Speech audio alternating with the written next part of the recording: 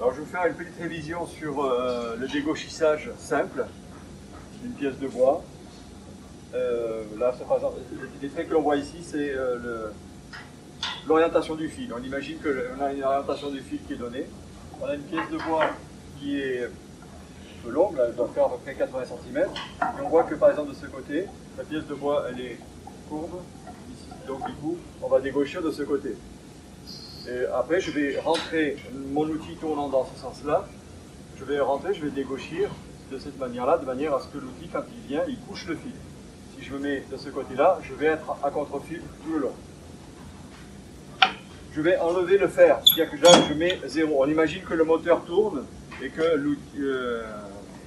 l'outil va enlever de la matière. Donc je fais volontairement sans bruit de machine pour que vous puissiez comprendre. Donc si je travaille, donc je vais chercher d'abord le creux que je mets dessus. Je soulève ici pour mes mains, donc au départ elles sont derrière, donc de manière à entraîner la pièce de bois. Une fois qu'il y a suffisamment de matière qui a été enlevée sur la partie arrière, ici sur la table de sortie, eh bien je mets mes mains ici. C'est-à-dire que je vais dégauchir, c'est-à-dire que je vais chercher à enlever la matière par rapport à la table de sortie, qui elle est parfaitement alignée par rapport au cylindre de coupe. Ce qu'il ne faut pas faire, c'est ça, je mets ici, et j'appuie derrière. Parce que là, en appuyant derrière, ici ça peut lever, si je lève ici, en fait, je vais faire quelque chose de rond. Voilà. Donc pour éviter cela, on met toujours la main ici derrière. Voilà. Donc ça c'est pour pouvoir dresser un plat. Une fois qu'on a fait le plat, après on le met contre les guides. Quand on va le mettre contre les guides, eh bien la position des mains, des doigts, de la pression en tout cas, elle est plus importante contre le guide que sur la table, de manière à avoir l'angle que l'on a souhaité. On a contrôlé avec l'équerre, c'est bien d'équerre. Maintenant je pose les mains plutôt ici, c'est-à-dire en appui contre le guide. Si je mets comme ça, je peux visuellement voir que ma pièce de bois touche le guide, mais par contre je ne suis pas en contact avec le guide. Ma pièce de bois par exemple, visuellement, j'ai l'impression qu'elle est plaquée, mais en fait compte elle est comme ça. Et du coup, vous voyez bien qu'ici, la pièce de bois ne touche pas. Donc il faut appuyer contre le guide. Et vous voyez qu'ici, j'ai marqué danger. D'ailleurs, dans cette zone-là, on ne touche jamais la pièce de bois. Ce qui fait que je mets ma main ici, suffisamment d'espace pour pouvoir avancer.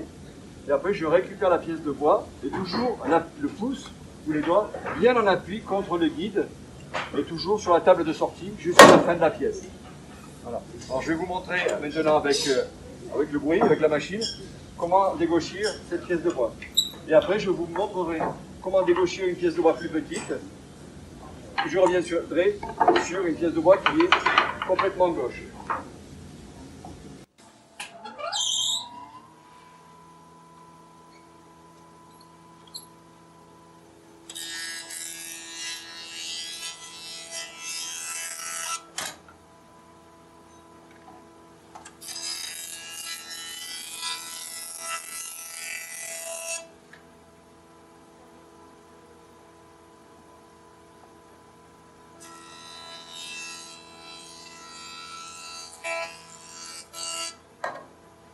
Vous voyez que là, ça a enlevé du bois que de ce côté, parce que la pièce de bois n'est pas d'équerre.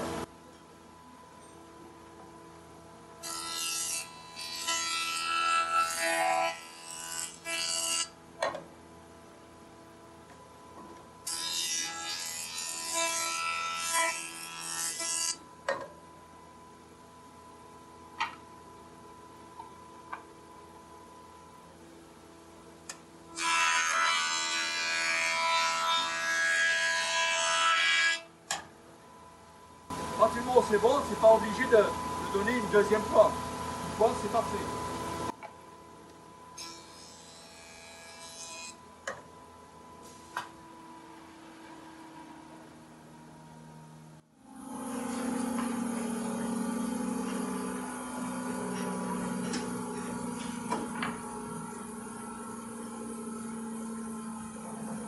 Donc là nous avons des pièces de bois qui sont très très gauches. En fait, on imagine que cette pièce-là, donc non seulement elle est gauche, en plus de ça, elle est courbe. Donc déjà, je vais chercher à travailler sur le côté qui est creux. Et ici, on imagine que c'est un tabouret. Si c'est un tabouret, donc il y a 4 pieds. Et manifestement, il y a 2 pieds qui sont trop longs. Et si vous aviez à retoucher ce tabouret, eh bien, vous le retournez, on enlèverait de la matière sur les pieds les plus longs, pour arriver à ce que le tabouret soit bien à plat. Et bien la déco, on va faire la même chose. Vous trouvez sans doute des vidéos avec des idées, des combines où on met un petit coin, avec un petit coin qui en mesure combien on a là. Là on a 5 mm, donc du coup on va mettre un coin de 2 mm et demi. Le principe reste le même, c'est-à-dire qu'en fait on cherche à mettre la pièce de bois de manière à ce qu'on enlève autant ici que là. Parce que si j'appuie ici devant, je vais enlever de la matière ici, donc sur les deux, on va imaginer que c'est le tabouret, donc je vais enlever sur les deux pieds qui sont devant, mais celui-là je l'aurai levé d'autant plus. Donc en fait, si ce pied-là, si je me mets un appui ici, et que ici j'ai 5 mm, il va falloir que j'enlève 5 mm pour arriver à avoir une surface plate. Alors que si je me mets entre les deux, eh bien je n'aurai que 2 mm et demi à enlever. Voilà. Donc en fait, ce qu'il faut, c'est arriver à enlever la même valeur ici et là, à chaque fois. Donc ce que je vais faire, c'est que je vais en fait dégauchir et je vais basculer ma pièce de bois au milieu du travail. Donc j'enlève deux. Je vais vous montrer comment ça va faire. Dès que là, il faut que j'enlève de la matière ici. Donc du coup, je bascule volontairement de ce côté. C'est-à-dire je lève l'autre. J'avance. Et là, ça va enlever de la matière ici. Et arrivé au milieu, je fais l'inverse. C'est-à-dire je bascule ici. C'est-à-dire que du coup, je lève ici. Et je vais enlever de la matière à cet endroit. Voilà. Et de cette façon, je vais enlever de la matière uniquement là où je dois. Et je sais dire que je fais en sorte que mon geste pour lever là où il faut qu'il n'enlève pas la matière, c'est-à-dire sur ces endroits-là. Au deuxième passage, c'est pareil, j'appuie sur le côté gauche, je vais avancer. À la moitié, j'appuie sur le côté droit. Et là, du coup, il va basculer beaucoup moins, puisque déjà, on aura déjà enlevé une première passage. Et à la fin, donc, on aura une surface qui sera parfaitement plate. Donc, quand on a des pièces de bois, quelle que soit la longueur, il faut opter pour cette même manière. Voilà. Là, j'appuie à gauche.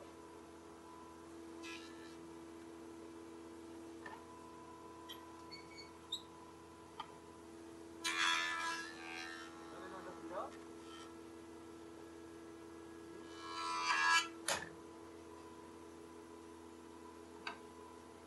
Là, il n'y a pratiquement plus rien, là.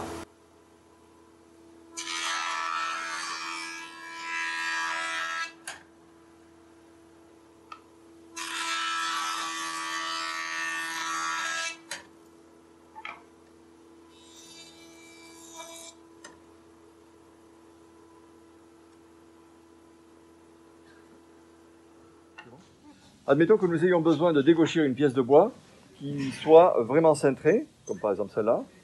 Voilà. J'exagère, hein, pour qu'on comprenne bien. Là, on a la pièce de bois. Et je vous ai appris tout à l'heure que quand on dégauchit le côté creux sur la table. Sauf que parfois, on a besoin de ne pas dégauchir le côté creux, mais le côté bombé.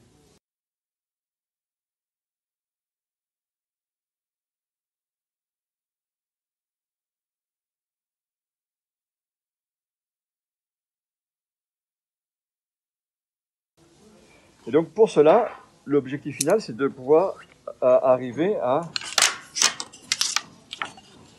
Voilà, je vais peut-être cintrer un petit peu beaucoup, mais c'est juste pour l'explication. En fait, on va arriver à dégauchir le côté bombé, donc enlever cette matière-là.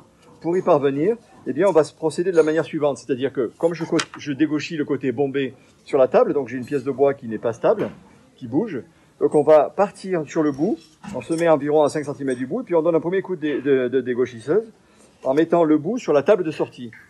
On recule, et après on redonne un deuxième coup, et ainsi de suite. Et à chaque fois, ça va enlever.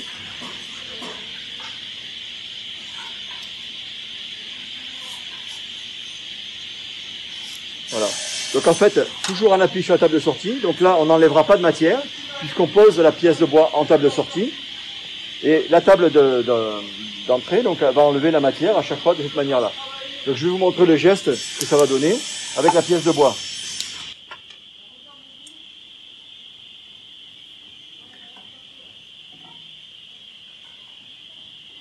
Là, je suis bombé. Il n'y a pas beaucoup, mais je suis bombé. Donc je soulève, je pose, donc là je soulève le tout, et je pose sur la table de sortie, juste environ 5 cm. Et là, je tire, donc je mets un appât de sortie. Donc à partir de ce moment-là, j'ai enlevé un peu de matière. Comme la pièce de bois elle est cintrée, là elle lève derrière, elle n'enlève plus rien.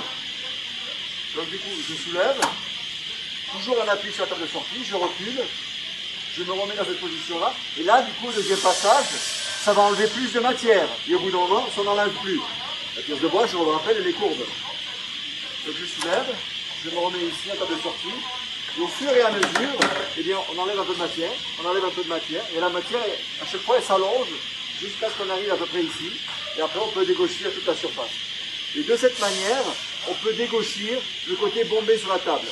Il faut savoir que la dégauchisseuse, la règle principale, c'est on dégauchit le côté creux sur la table, mais pour certains besoins, on a besoin de dégauchir le côté bombé, et c'est comme ça qu'on se procède. Je vous remercie.